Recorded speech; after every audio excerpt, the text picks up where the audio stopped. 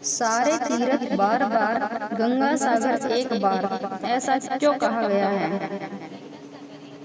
गंगा सागर एक प्रसिद्ध तीर्थ स्थान है जिसका पौराणिक काल से बहुत महत्व है। गंगा सागर वो स्थान है जहाँ गंगा नदी बंगाल की खाड़ी में समुंदर से मिलती है। कहा जाता है कि सभी तीर्थों की यात्रा का फल तब तक नहीं मिलता जब तक आप गंगा सागर नहीं जाते। मकर संक्रांति के दिन गंगा सागर में स्नान दान का सर्वाधिक महत्व बताया गया है। सारे तीर्थ बार बार, गंगा सागर एक बार, इस कहावत के पीछे दो कारण बताए जाते हैं। पहला कारण, गंगा सागर को महातीर्थ कहा गया है क्योंकि माना गया है कि सारे तीर्थों का फल गंगा सागर आने से मिल जाता है।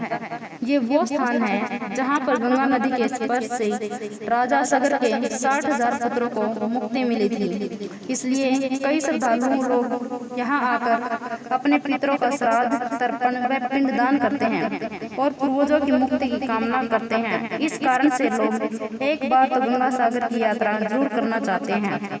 इसलिए कहा गया है सारे तीर्थ बार बार, गंगा सागर एक बार। पुराणों में भी गंगा सागर में दान और स्नान को धार्मिक और आध्यात्मिक दृष्टि से काफी महत्वपूर्ण बताया गया है। दूसरा कारण, कोलकाता से गंगा सागर जाने के लिए पहले 86 किलोमीटर दूर काकद्वीप जाना होता है, जहां हारवुड पॉइंट से 3.5 किलोमीटर स्टीमर नाव के जरिए सागर द्वीप पहुंचते हैं। इसके बाद सागर द्वीप पर 32 किलोमीटर यात्रा करने के बाद गंगा सागर तीर्थ आता है। पुराने समय में ये यात्रा काफी दुष्कर और कठिन थी। कई दिन की यात्रा करने के बाद लोग गंगा सागर पहुंच पाते थे। इसलिए लोग दोबारा जाने की सोचते भी नहीं थे। इसलिए लोग कहने लगे सारे तीर्थ बार बार, गंगा सागर एक बार। गंगा सागर की कहानी क्या है? रामायण की कथा के अनुसार अयोध्या के राजा सगर असम में यज्ञ कर रहे थे। उनके प्रताप से डरकर देवताओं ने राजा इंद्र ने उनकी यज्ञ का घोड़ा चुरा लिया और कपिल मुनि के आश्रम में जाकर बांध दिया।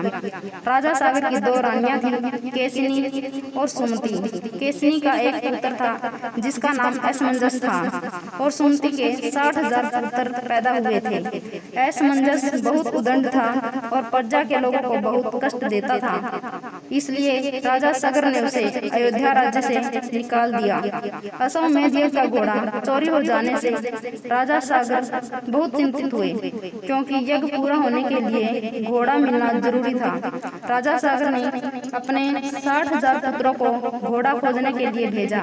घोड़ा खोजते हुए राजा सागर के वे सभी पुत्र कपिल मुनि के आश्रम में पहुंच गए और घोड़े को बंधा देखकर उन्होंने कपिल मुनि को चोर समझा।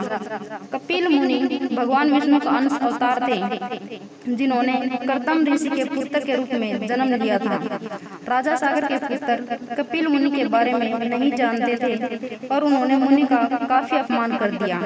इस अपमान से क्रोधित होकर कपिल मुनि ने राजा सागर के पुत्रों को श्राप दिया कि तुम सब अभी भस्म हो जाओ। मुनि के श्राप देते ही तुरंत राजा सागर के 60,000 पुत्र वहीं भस्म हो गए।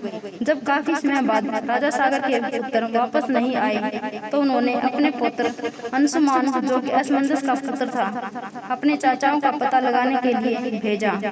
अंशुमान भी खोजते खोजते कपिल मुनि के आश्रम में पहुंच गया। वहां उसने यज्ञ का घोड़ा और हजारों की संख्या में अस्थि पिंजर और राख देखी तो वो समझ गया कि क्या हुआ होगा। अंशुमान ने कपिल मुनि की स्तुति की और कृपा की प्रार्थना की। कपिल मुनि ने प्रसन्न होकर आंखें खोली। उन्होंने अंशुमान को असम में का घोड़ा ले जाने दिया और बताया कि अगर राजा सागर का कोई वंशज उस स्थान पर गंगा जी को ले आए तो उसके चाचाओं को मोक्ष मिल जाएगा। अंशुमान घोड़ा लेकर अयोध्या वापस आ गया और राजा सागर ने यज्ञ पूरा किया। राजा सागर ने अगले 30,000 वर्षों तक राज्य किया। फिर वे अंशुमान को राज्य सौंपकर स्वर्ग सिधार गए। अंशुमान ने गंगा जी को पृथ्वी पर लाने का बहुत प्रयास किया, लेकिन वो अपने जीवन में सफल नहीं हो पाया। अंशुमान के पुत्र दिलीप ने भी काफी तप किया, लेकिन वो भी गंगा को लाने में असफल रहे। राजा दिलीप के बाद उनके पुत्र भागीरथ अपने अथक प्रयास और घोर तप से गंगा को पृथ्वी पर लाने में सफल हुए। गंगा सागर कैसे जाए? गंगा जी ने आश्वासन दिया कि मैं पृथ्वी पर जरूर आऊंगी, परंतु जिस समय मैं स्वर्गलोक से पृथ्वी पर आऊंगी उस समय मेरे प्रभाव को रोकने के लिए कोई उपस्थित होना चाहिए। इसके लिए भागीरथ ने भगवान शिव को तप करके प्रसन्न किया। भगवान शिव ने स्वर्ग से आते हुए गंगा को अपने जटाओं में धारण कर लिया और वहां से गंगा 7 धाराओं में भूमि पर उतरी। पहली 3 धाराएं वाहिनी, पावनी और नलिनी पूर्व की दिशा में बह चली और 3 धाराएं सुचक्षु, सीता और सिंधु पश्चिम की ओर प्रवाह की। 7वां प्रवाह भागीरथ के बताए रास्ते पर बढ़ चला और आगे आगे भागीरथ रथ में चलते चले गए। चलते चलते भागीरथ उस स्थान पर पहुंचे जहां उनके परपितामह भस्म हो गए थे। माँ गंगा उनके अवशेषों के ऊपर से बहते हुए राजा सागर के 60,000 पुत्रों का उद्धार करते हुए जाकर सागर में मिल गई। राजा भागीरथ ने गंगा जी को पृथ्वी पर लाए, इसलिए गंगा का एक नाम भागीरथी भी था। गंगा सागर का मेला, जिस स्थान पर राजा सागर के पुत्रों को मुक्ति मिली, गंगा सागर वही स्थान है। यहाँ पर कपिल मुनि का मंदिर है जहाँ लोग दर्शन के लिए जाते हैं। गंगा जी जिस दिन पृथ्वी पर अवतरित हुई वो मकर संक्रांति का दिन है। संक्रांति के दिन गंगा सागर में स्नान का बहुत महत्व है, इसलिए हर साल मकर संक्रांति के दिन गंगा सागर में विशाल मेला लगता है जहां लाखों लोग स्नान और दान के लिए आते हैं। गंगा सागर का मेला 5 दिन तक चलता है। इस दौरान तीर्थयात्री लोग मुंडन, श्राद्ध, पिंडदान और समुद्र में पितरों को जल अर्पित करते हैं। गंगा सागर में कपिल मुनि का प्राचीन मंदिर था जो कि समुद्र में समा गया। 1976 में यहाँ कपिल मुनि का नया मंदिर बना जहाँ श्रद्धालु और तीर्थयात्री दर्शन के लिए जाते हैं।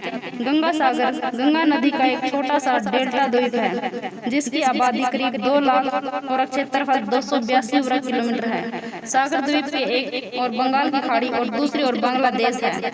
इस सुंदर द्वीप के ज्यादातर क्षेत्र में घने जंगल है। कपिल मुनि के मंदिर व आश्रम के अलावा यहाँ महादेव मंदिर, शिव शक्ति महानिर्वाण आश्रम, भारत सेवाश्रम संघ का मंदिर और धर्मशालाएं भी हैं। दोस्तों, आपको ये जानकारी एवं कथा कैसे लगी कृपया कमेंट करके जरूर बताइए।